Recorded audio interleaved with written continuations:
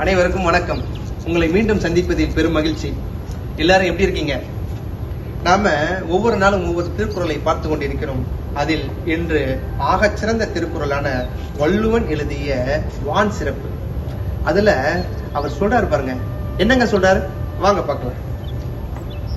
விசும்பின் துளி வீழின் அல்லால் மாற்றாங்கே பசும்புல் தலை காண்பது அரிதுன்றார். என்னய்யா ஒண்ணுமே புரியலையே, நான் சொல்றேன் வாங்க. என்ன சார் சொல்றாரு பாருங்க. மழை துளி வானில் இருந்து பொழிகிற அந்த மழை துளி மண்ணுல மட்டும் விழல அப்படின்னா மண்ணில் முளைக்கக்கூடிய புற்கள் சொல்றோம் இல்லையா, புல்லு, கிராஸ், அந்த புற்கள் என்ன ஆகுது, அந்த புல்லு வளராது. அதோட தலையை கூட நம்ம என்ன பண்ண முடியாது. பசும்புல் தலை காண்பது அரிதுன்றாரு. ரொம்ப கடினம். மழை நீர் பொழிந்தால் மட்டும்தான் மண்ணில் புல்லு கூட வளரும் அப்படின்றார். அப்ப புல்லு கூட வளரணும்னா மழை நீர் தேவை. அப்போ நம்ம சாப்பிடக்கூடிய உணவு வளரணும்னா கண்டிப்பா மழை நீர் தேவை.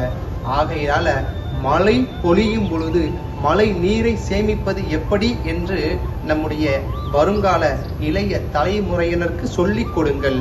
மழையின் அவசியத்தை சொல்லிக் கொடுங்கள். மழை நீரை எப்படி பாதுகாப்பது என்பது சொல்லிக் கொடுங்கள். மழை நீர் மட்டும்தான் நமக்கு தாகத்தை தீர்க்கும் நீராகவும் பசியை போக்கும் உணவாகவும் பயன்படுகிறது. அப்படிப்பட்ட அந்த நீரை பாதுகாப்பது, அதனுடைய அவசியத்தை உங்களுடைய குழந்தைகளுக்கு சொல்லிக் கொடுங்கள். மீண்டும் ஒரு அழகிய சந்திப்பில் உங்களை சந்திப்பதிலிருந்து விடைபெறுகிறேன். உங்கள் முனைவர் பா. மொய்தீன் பாஷா. நன்றி.